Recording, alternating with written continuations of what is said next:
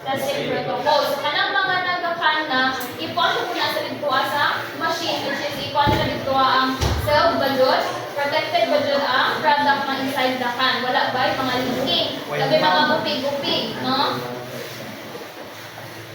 And then, cooling techniques, icing, and chilling. So, we have many different types of cooling process, no? We have with icing. So, what do you mean by that, Miss? About, remember?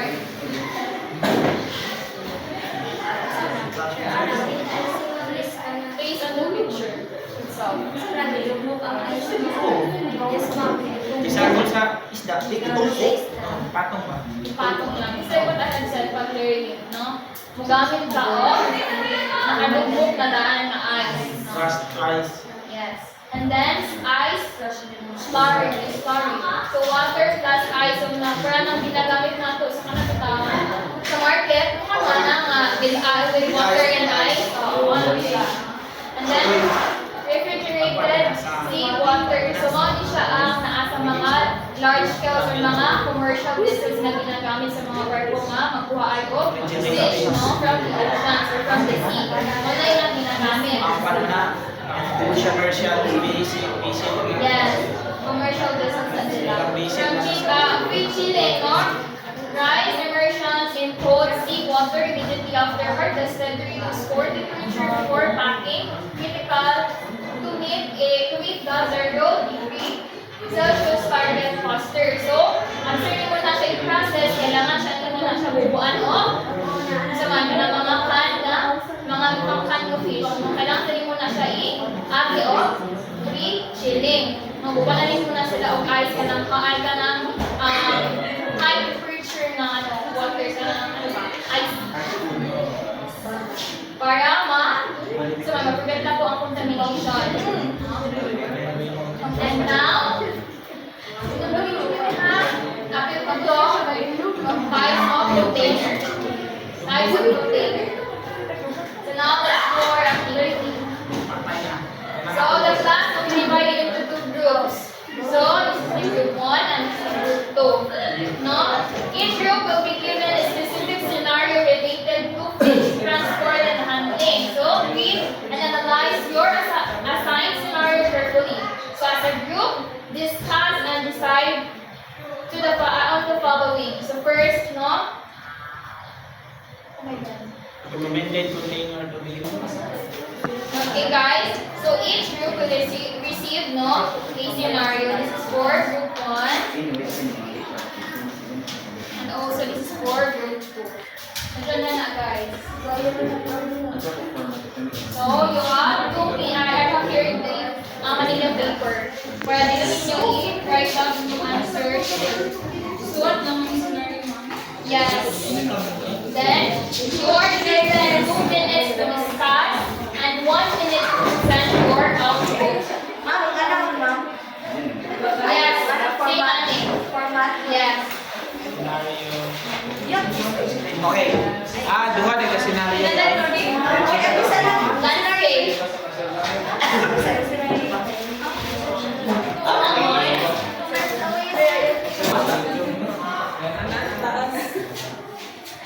So now let's start with group 2. So our scenario now is a large vessel harvesting tons of fish at sea for several days.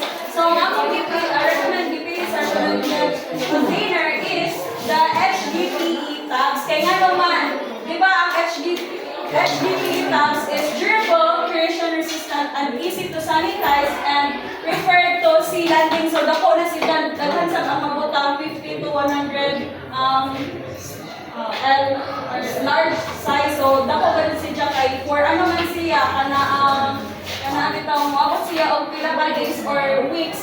At sir siya ma-landing dito, so mas safety to siya gamiton na container. And then ang preferred cooling method ang bigan among giwan diri is wet icing, crush or flake ice in direct contact with fish. Katong kuan bitaw una ang ice tapos sa isda tapos ice na po sa isda. So now, Well, in our group, the scenario is transporting tilapia to market 2 hours away. So, And recommended container, we chose isolated container, which is the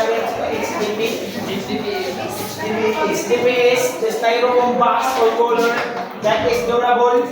And preferred cooling methods is ice slurry. We chose recommended isolated container because insulated because gabiyahe mo siya 2 hours, medyo dugay-dugay man siya. Kung mag-box rami or styrofoam is pwede siya mabuak tungkol sa pagbiyahe. So, pili naman ni due to its durability.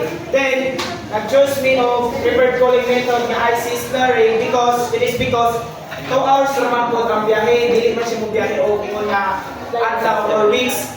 So, kining ice slurry, suitable na po siya no, to avoid brushing, bubog sa mga isda. While gabiyahe is di na dito malikayan ang mga hams, mga unwanted roads, no? So,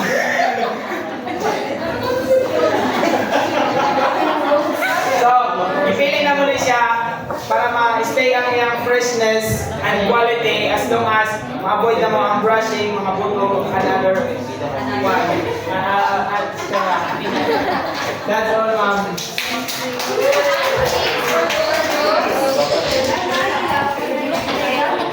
Ikaw, ikaw.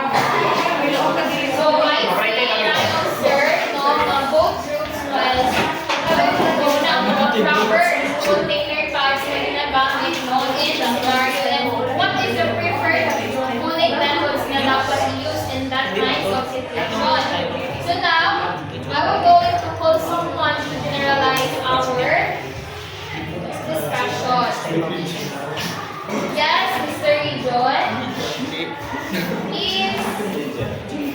If your what is your unsay mo na-learn ako sa iyong lesson?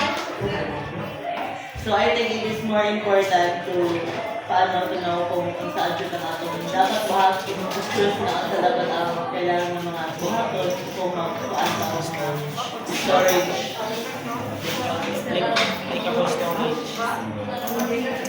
Para ma-maintain ang freshness sa isang. Very good, Auntie. So, no, proper using or through proper preservation, no, cooling methods and through using or keeping a right container integrity, no, we can ensure that our product is safety and also fresh, no, away from contaminations and Bacterial growth. mga bacterial growth. So that's all. Thank you. Hindi na muli.